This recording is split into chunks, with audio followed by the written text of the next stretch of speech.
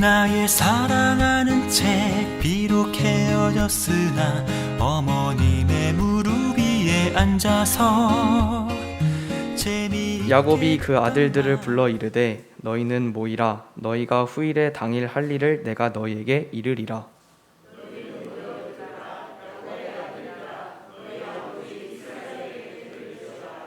르우벤아 너는 내 장자요 내 능력이요 내 기력의 시작이라. 위풍이 월등하고 권능이 탁월하다마는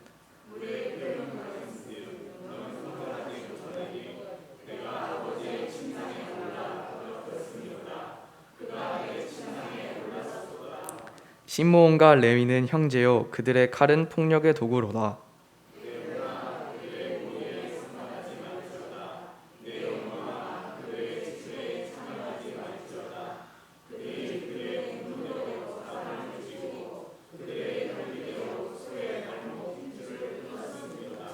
그 노여움이 혹독하니 저주를 받을 것이요 분기가 맹렬하니 저주를 받을 것이라.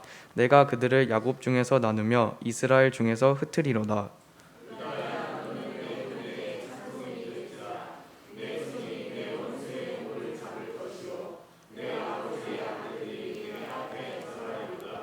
유다는 사자 새끼로다. 내 아들아 너는 움킨 것을 찢고 올라갔도다. 그가 엎드리고 웅크림이 숫사자 같고 암사자 같으니 누가 그를 범할 수 있으랴.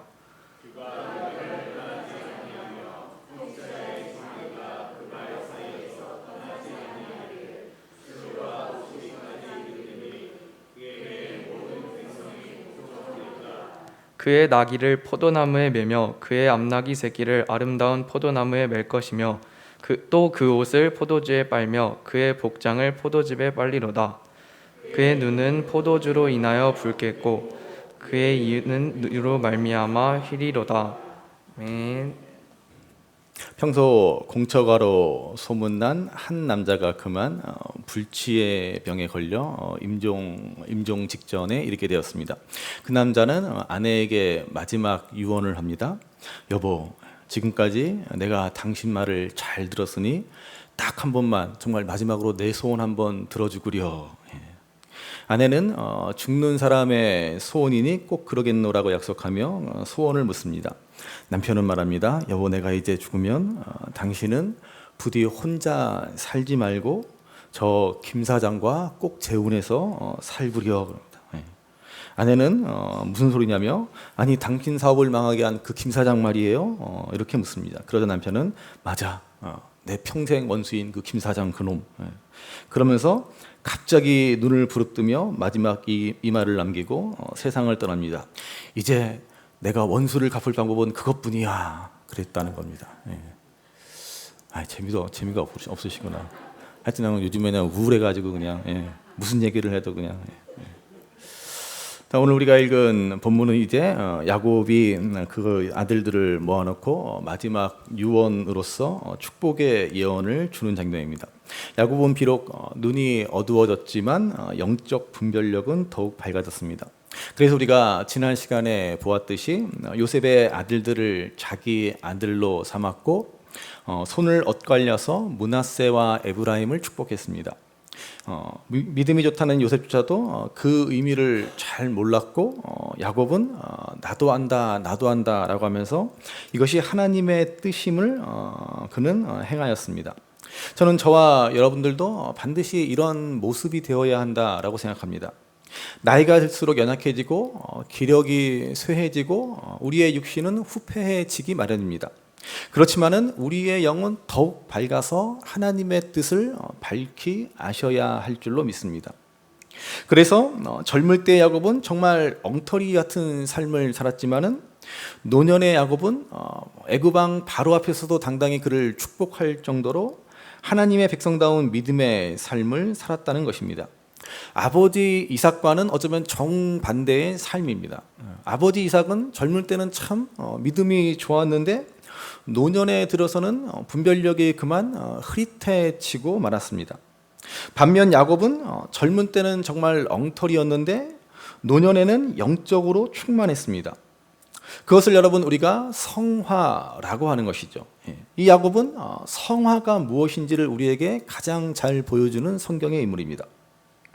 여러분, 우리 구원의 절정, 우리 구원의 목적은 다른 것이 아니라 바로 이 성화에 있습니다. 여러분, 우리 인생의 목적, 우리의 사명은 다른 것이 아닙니다. 바로 하루하루 하나님의 은혜 가운데 성화되어 가는 것입니다. 여러분, 자꾸 사명 그러시는데요. 사명을 다른 데서 찾고 외부에서 찾고 뭔가 무슨 일을 해야 한다라고 생각하고 그러는데, 여러분, 그렇지 않습니다.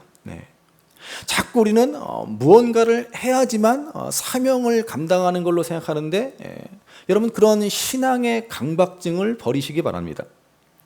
우리가 가장 힘써야 할 일, 우리가 꼭 해야 할 일은 다른 것이 아니라 하나님 앞에 내가 온전한 믿음의 사람, 성화되는 것입니다. 그래서 우리가 복음서를 보면 그런 얘기가 나오지 않습니까? 사람들이 예수님께 묻습니다. 선생님, 어떻게 해야 우리가 하나님의 일을 할 수 있습니까? 여러분, 이게 오늘 우리들의 질문이다라고 하는 것이죠. 신앙생활 진지하게 하고자 하는 분들은 다 이런 질문을 가지고 있을 것입니다. 내가 어떻게 해야 하나님의 일을 할 수 있지? 무엇을 해야 하나님의 일을 할 수 있지? 예수님은 뭐라고 대답하세요? 요한복음 6장 29절을 보십시오. 요한복음 6장 29절 같이 읽습니다. 예수께서 대답하여 이르시되 하나님께서 보내신 이를 믿는 것이 하나님의 일이니라 하시니. 아멘. 여러분, 하나님의 일은 다른 게 아닙니다. 예수님을 잘 믿는 것입니다. 그러니까 여러분, 자꾸 뭔가를 해야 한다, 그렇게 생각하지 마시기 바랍니다. 우리가 할 일은 다른 것이 아니라 예수님 잘 믿는 것입니다. 하루하루 변화되고 달라지는 것, 성화되는 것이 바로 우리의 사명입니다.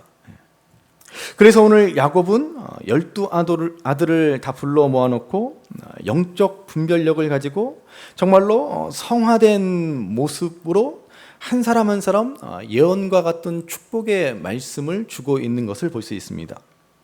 자, 오늘 본문 3절 4절 말씀을 한번 보실까요? 3절 4절 같이 읽습니다.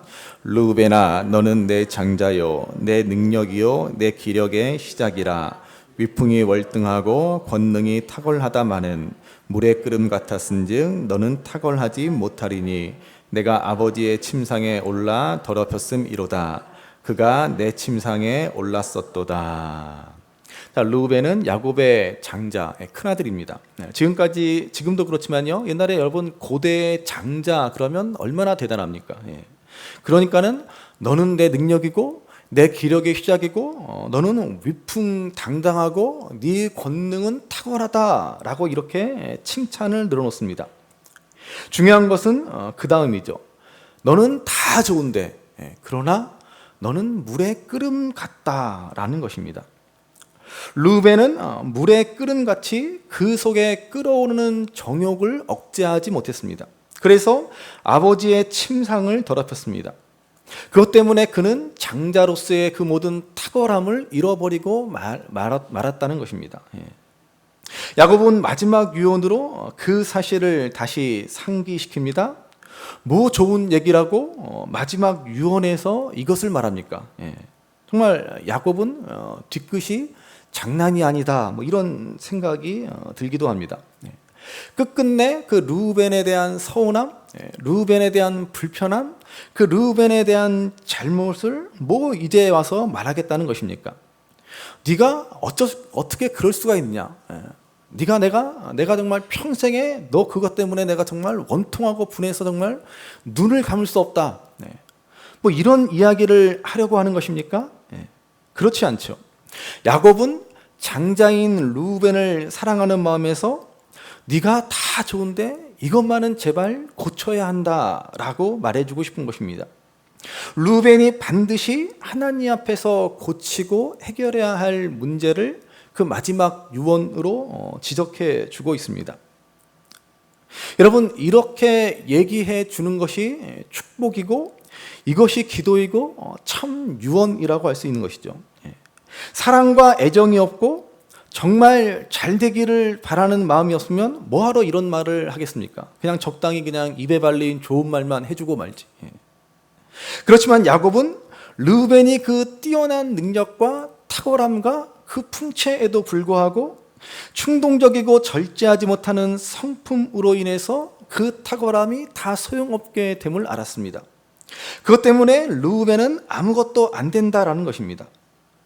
그래서 지금 야곱은 축복이라고 하기보다는 오히려 저주와도 같은 말을 지금 하고 있지만, 그렇지만 이게 여러분 축복의 말이라는 것입니다. 너의 이 단점, 너의 이 잘못은 꼭 고쳐야 한다. 듣기에는 괴롭겠지만 사실은 이것은 축복의 말이라는 것입니다. 그렇지 않고 그냥 두루뭉술하게 그냥 좋은 말만, 좋은 얘기만 하고 가면 사실 여러분 그게 오히려 저주라고 말할 수 있지 않겠습니까? 그래서 여러분, 우리가 정말 축복한다라고 할 때는, 정말 사랑한다라고 할 때는 단지 좋은 말만 해줄 것이 아니라 그에게 꼭 필요한 말을 해줄 수 있어야 한다라고 하는 것이죠. 그게 진정한 축복이라는 것입니다. 여러분, 이것이 바로 우리 부모들이 자녀를 사랑하는 것이고 자녀를 축복하는 방법이지 않습니까? 또 남편이 아내를, 아내가 남편을 축복하는 방법이라는 것이죠. 우리는 그것을 소위 잔소리 이렇게 받아들입니다. 그렇지만은 그 잔소리 해주는 것이 정말 사랑하는 것이고 정말 축복하는 것이다라는 말입니다.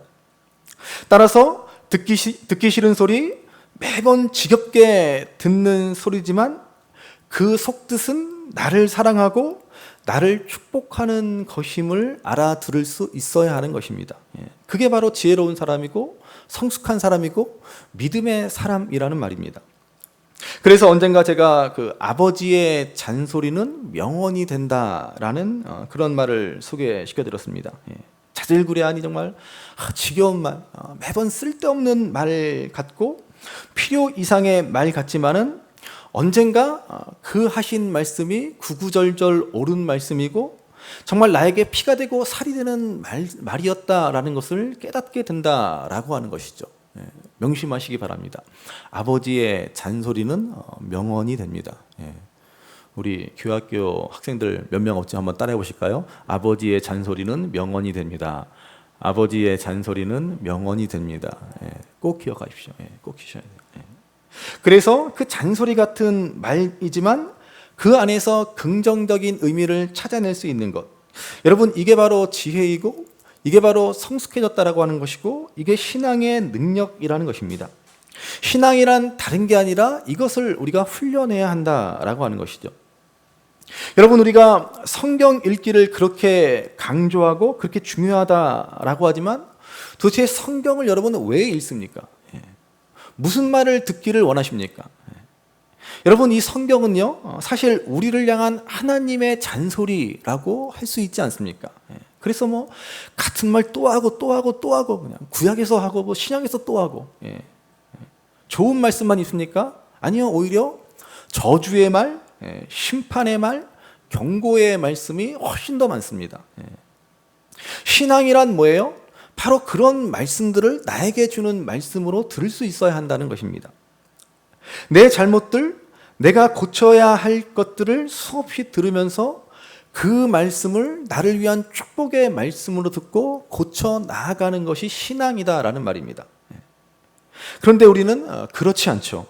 말씀을 들으면서 나에게는 적용하지 않고 이건 우리 남편이 들어야 돼. 이건 우리 아내가 들어야 돼. 이건 우리 시어머니가 꼭 들어야 돼. 누구 다른 사람들이 들어야 한다라고 생각합니다.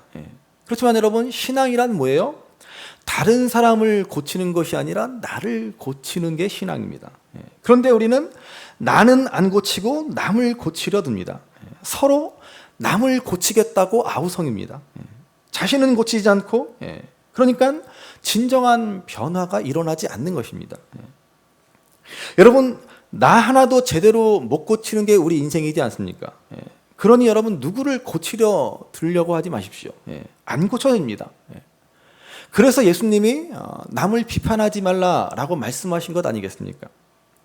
우리는 남을 고치려고 하는 것이 아니라 일생 동안 나를 고쳐나가는 작업을 해나가는 것입니다. 그게 바로 신앙의 길이고 그게 바로 성화의 길을 걸어가는 것이다 라고 하는 것이죠.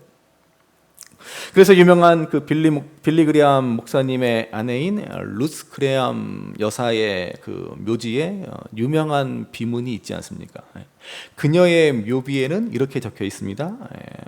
우리말로 번역하면 공사 끝, 그동안 참아주셔서 감사합니다. 묘비명에 이런 글이 써 있어요. 무슨 말입니까?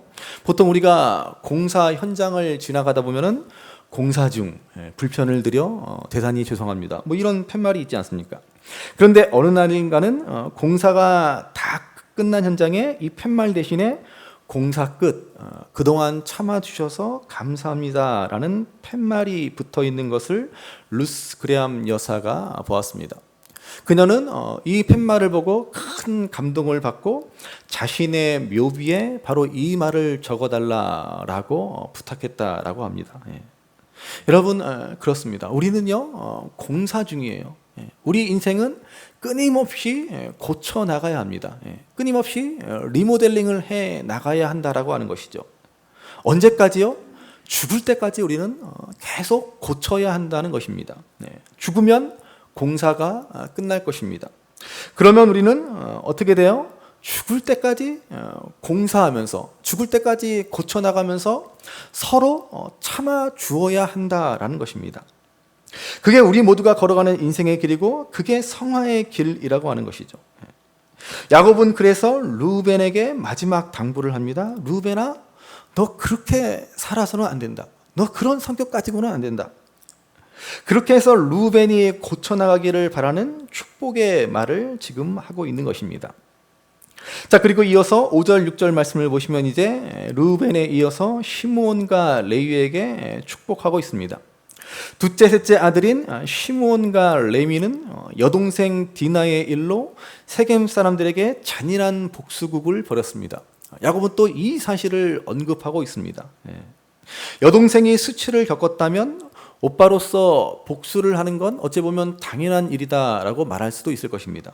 그러나 그 도가 지나쳐서 세겜 사람들을 속이고 잔악한 복수극, 끔찍한 학살극을 벌이지 않았습니까? 한 족속을 말살했을 뿐 아니라 심지어 가축의 발목까지 다 끊을 정도로 잔인한 일을 벌였습니다. 그래서 야곱은 이런 악한 일에 자신은 상관없음을 말하고 있습니다. 그리고 뭐라고 합니까? 7절 말씀을 보시죠. 7절 말씀 같이 읽습니다.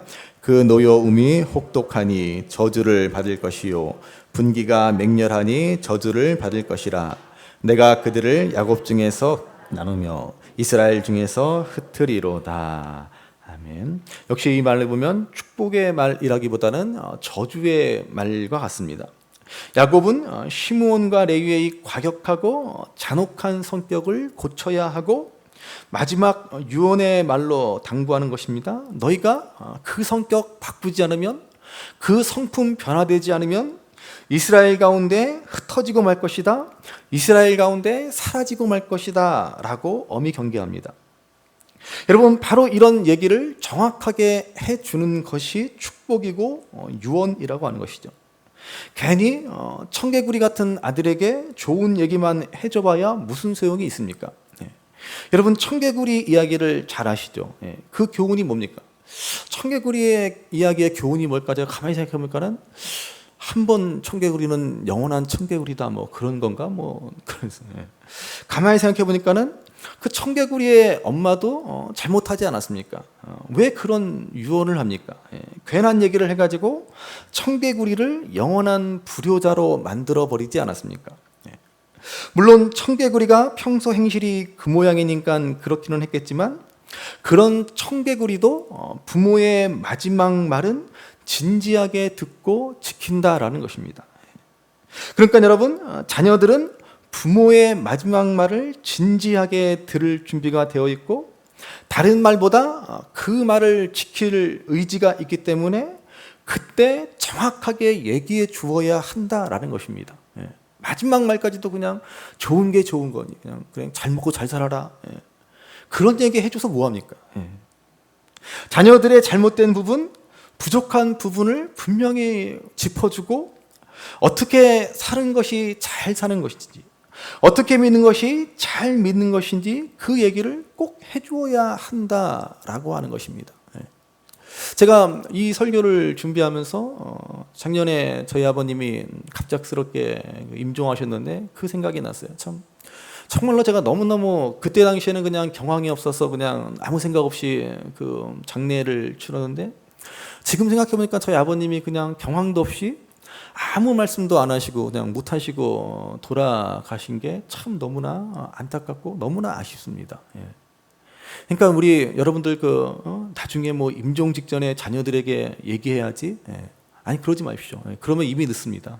그러기 전에 정신이 멀쩡할 때, 분별력이 있을 때 자녀들에게 꼭 유언의 말, 꼭 그들에게 해 주어야 할 그 축복의 말들을 해 주셔야 한다라는 것입니다.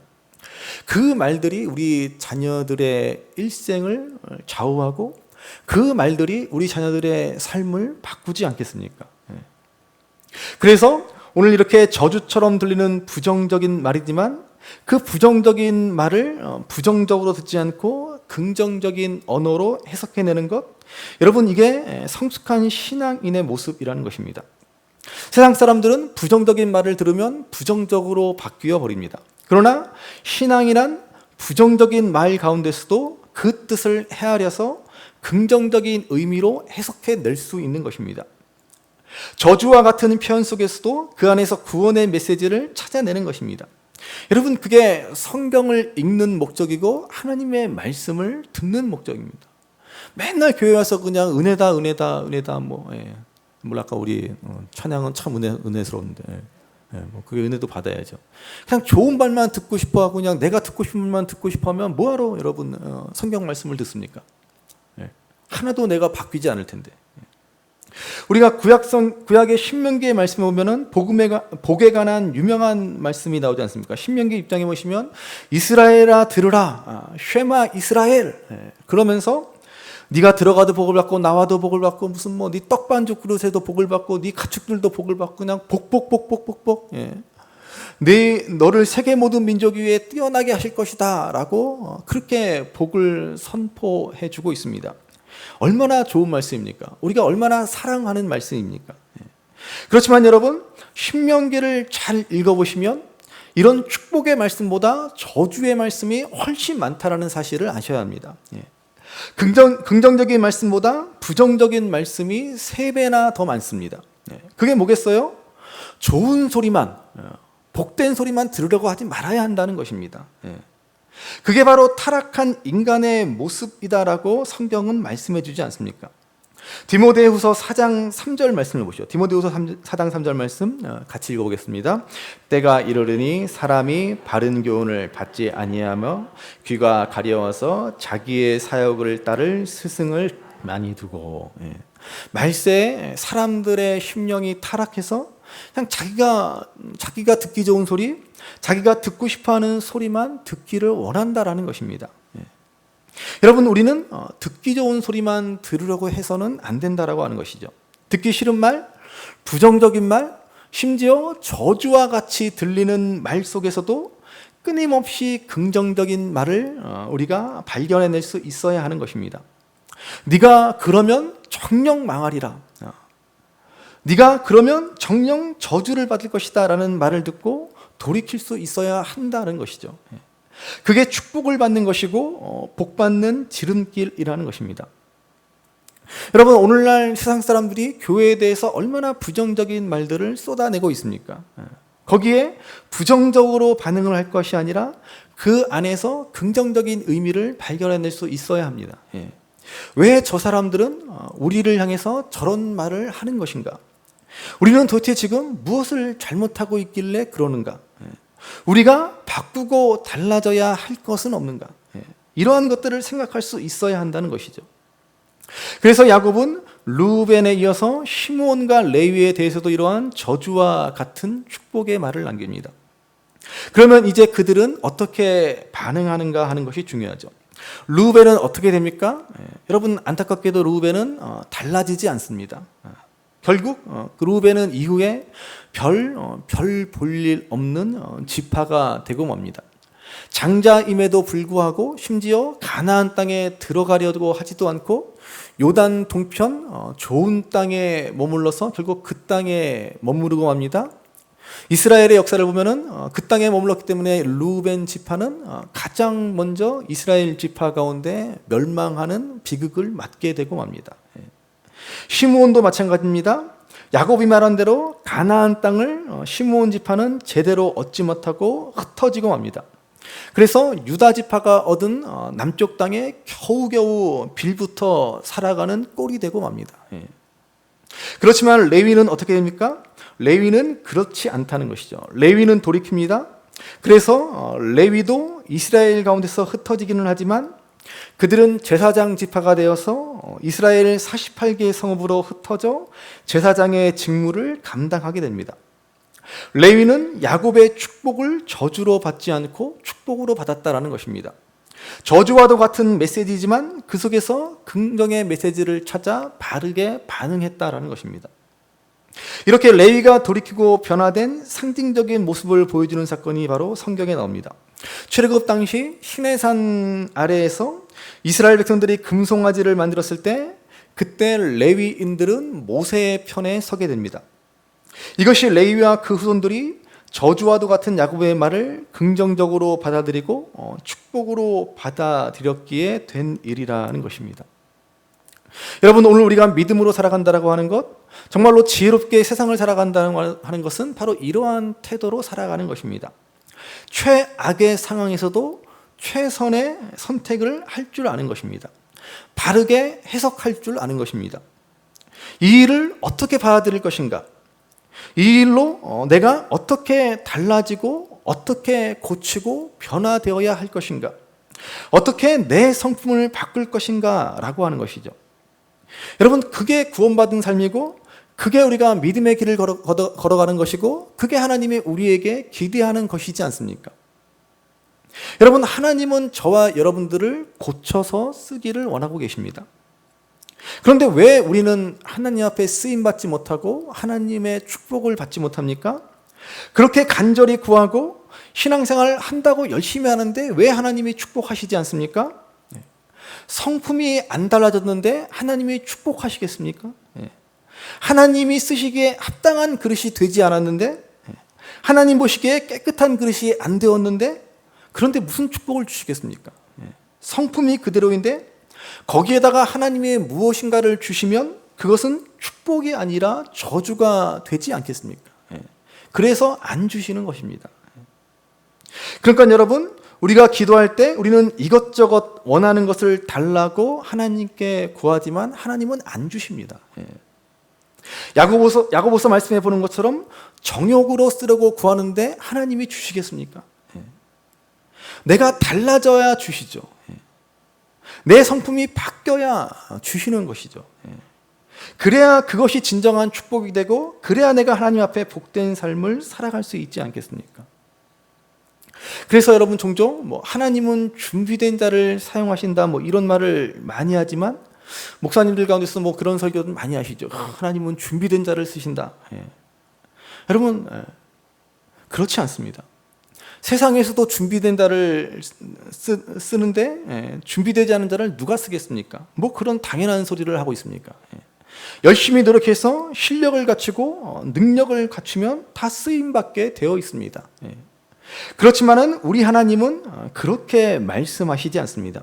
성경에 정확하게 나와 있습니다.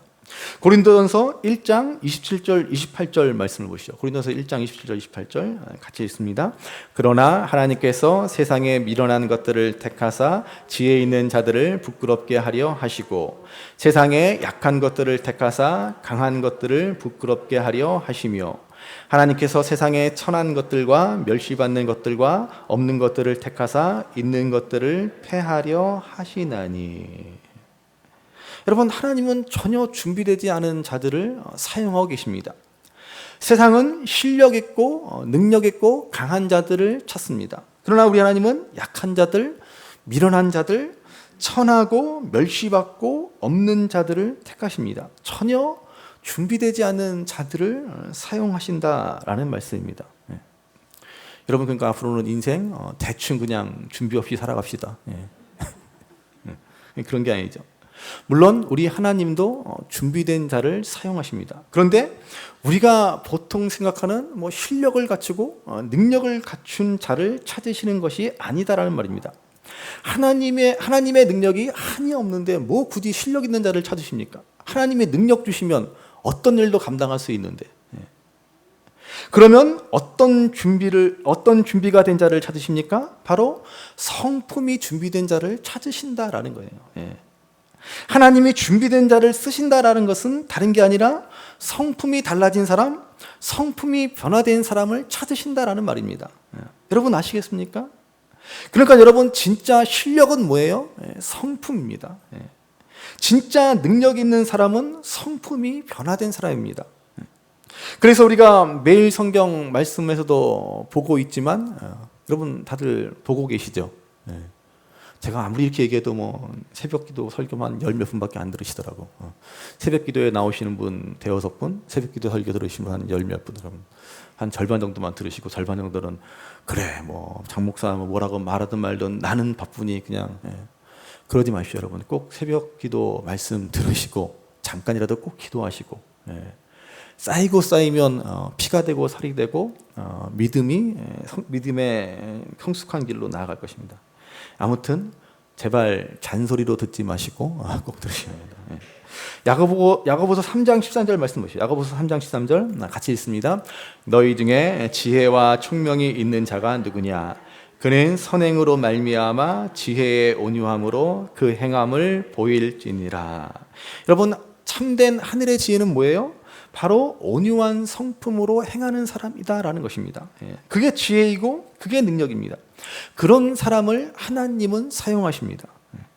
그래서 모세를 보십시오. 젊은 시절 모세는 애굽의 왕자로 있으면서 혈기를 부리는 사람이었습니다. 그래서 자기 동족을 괴롭히는 애굽인을 쳐 죽이지 않습니까? 자기 힘과 능력으로 자기 혈기를 부려서 동족을 돕겠다, 동족을 구원하겠다라고 했지만 아무 소용이 없었습니다. 그런 그가 광야로 도망하여 40년을 광야에서 이름 없는 목동으로 묻혀 지냅니다. 그렇게 하나님은 40년 동안 그를 광야에서 준비시킨 것입니다. 모세가 광야에서 무엇을 준비했습니까? 아무것도 한 게 없습니다. 다만 하나님은 그를 낮추시고 그의 성품을 변화시킨 것입니다. 그게 무려 40년이나 걸렸습니다. 그래서 훗날 출애굽의 지도자가 된 모세를 향해 뭐라고 말씀합니까? 모세는 그는 이 땅의 모든 사람보다 온유하도다. 그렇게 말씀하지 않습니까? 그렇게 모세는 쓰임 받을 수 있도록 성품이 변했다라는 말입니다. 오늘 하나님은 이런 자들을 축복하시고 이런 자들을 사용하시는 것입니다. 자, 그래서 그 다음 유다에 관한 축복의 말씀을 또 한번 보시죠. 8절 말씀만 보시겠습니다. 8절 말씀 같이 읽습니다. 유다야 너는 내 형제의 찬송이 될지라 내 손이 내 원수의 목을 잡을 것이요 내 아버지의 아들들이 내 앞에 절하리로다. 아멘. 자, 8절 한 절만 읽었지만은 12절까지 유다에 관한 축복의 말씀을 하고 있습니다. 8절만 봐도 유다는 지금 영적 장자의 축복을 받았다라는 것을 알 수 있습니다. 형제들의 찬송이 되고 형제들이 다 그 앞에 절할 것이다. 10절에 보면은 규가 유다를 떠나지 않는다라고 했습니다. 규란 통치자의 지팡이를 말합니다. 유다에게는 이러한 영적 장자권을 허락합니다. 이미 요셉에게 장자권을 주어 그에게 두 몫을 주지 않았습니까? 그래서 요셉의 두 아들 에브라임과 므낫세를 야곱이 자기 아들을 삼지 않았습니까? 그런데 유다에게도 장자의 축복을 줍니다. 유다에게는 영적 장자권을 주었고 이제 유다의 지파에서 다윗이 나오고 다윗의 자손으로 그리스도이신 예수님이 오시게 되는 것이죠. 바로 이 예언을 지금 야곱이 유다에게 하고 있습니다. 그러면 유다는 왜 이러한 장자의 축복을 받을 수 있었습니까? 여러분 사실 유다도 여러 가지 부족하고 허물이 많은 사람이었습니다. 그렇지만 그는 끊임없이 성품이 변화되는 모습을 보여주고 있는 것입니다. 유다라고 루벤이나 시므온과 레위랑 뭐 다르겠습니까? 사실은 이 아들들이 다 야곱 본인을 닮아서 그렇게 지독한 성격을 타고 태어난 것이죠. 그 어머니 레아는 또 어떻습니까? 동생 라헬과 경쟁하는 걸 보면은 하여간 보통 여자가 아닙니다. 그러니 그 아버지와 그 어머니 사이에서 태어난 아들들이 다 그렇죠. 그렇지만 유다는 성품이 달라졌다라는 것입니다. 그래서 그에게는 영적 권세가 주어집니다. 여러분, 저와 여러분들도 정말 성령 충만해서 우리의 성품이 바뀌면 우리에게도 이러한 영적인 권세, 영적인 축복이 주어지게 될 것입니다. 그러니 여러분, 정말로 성품이 달라져야 합니다. 성령의 9가지 열매 가운데 사랑과 희락과 화평과 인내와 자비와 양선과 충성과 온유와 절제 가운데 여러분, 이 9가지 성령의 열매 가운데 하나라도 제대로 갖추신 게 있습니까? 하나도 없죠. 그러니까 하나님이 우리를 축복하지 않는 것이고 하나님께서 우리를 쓰고 싶어도 쓰시지를 못하는 겁니다. 여러분, 뭘 하느냐? 중요한 것이 아닙니다. 먼저 내 성품이 달라져야 합니다. 내 성품이 하나도 안 달라졌는데 어떻게 우리가 축복의 통로가 될 수 있습니까? 어떻게 우리가 하나님을 드러낼 수 있습니까? 하나님을 증거한다라고 하지만 결국은 나 자신만 드러내고 마는 것입니다. 우리의 달라진 모습이 있어야 하나님이 전해지지 않겠습니까? 사도 바울을 보십시오. 바울은 정말 그야말로 한 성깔하는 사람입니다. 그래서 그는 다메섹 도상에서 주님을 만나고서도 아라비아 광야에 갔다가 고향 다소로 내려갔다면서 무려 10년 이상을 조용히 초야에 묻혀 지내야만 했습니다. 그렇게 해서 하나님이 바꾸어서 쓰신단 말입니다. 능력이 모자라서 그랬겠습니까? 아니요. 바울은 능력은 차고 넘쳤습니다. 그러나 성품이 안 바뀌니까 10년 동안 하나님이 훈련시키고 바꾸셔서 마침내 바울을 쓰신 것입니다. 우리나라 기독교 역사에도 보면은 유명한 김익두 목사님이라는 분의 이야기를 제가 한번 들려드린 적이 있죠. 본래 이분이 깡패로 이름을 날리던 분인데 변화되어 전도자가 되었습니다. 그러니까는 온 동네에 야, 깡패가 예수 믿어 완전히 변했다라는 소문이 퍼지게 되었습니다. 그래서 하루는 정말 이 김익두라는 저 깡패가 정말 변했나 싶어서 한 아주머니가 겁도 없이 전도하고 있는 김익두 목사에게 그냥 대야에 물을 넘어서 얼굴에 확 뿌려버립니다. 그러자 김익두 목사님은 껄껄껄 웃으시면서 아주머니 참 수고가 많으십니다. 예수님 믿으시죠? 그러면서 하는 말이 옛날 김익두가 죽었으니 지금 아주머니가 산 거요. 내가 예수 믿기 전에 이런 일을 당했으면 아주머니는 벌써 황천길로 갔을 거요 라고 말했다는 거 아닙니까? 여러분, 반드시 이런 성품의 변화가 우리에게도 있어야 합니다.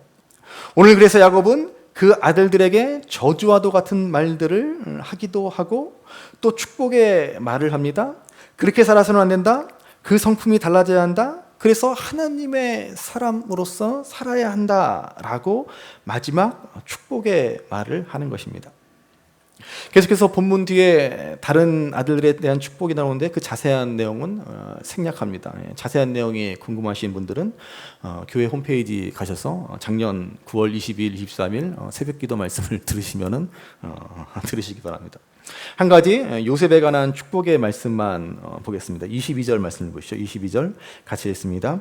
요셉은 무성한 가지 곧 샘 곁에 무성한 가지라 그 가지가 담을 넘었도다. 아멘. 자, 요셉을 향해서는 샘 곁에 무성한 가지가 담을 넘었다라고 했습니다. 요셉의 삶은 그야말로 내 담을 넘어서 내 울타리를 넘어서 축복이 전해지는 삶이었습니다. 보디발의 집에 노예로 있을 때도 보디발의 집이 축복을 받았습니다. 감옥에 있을 때도 그 감옥이 형통했습니다. 애굽의 총리가 되었을 때는 말할 것도 없습니다. 이처럼 요셉은 담장 너머로 뻗은 나무와 같이 복의 근원된 삶, 축복의 통로가 되는 삶이 되었다라는 것입니다. 여러분, 오늘 우리도 이러한 축복의 통로가 되어야 할 줄로 믿습니다. 그러려면 여러분 어떻게 해야 합니까?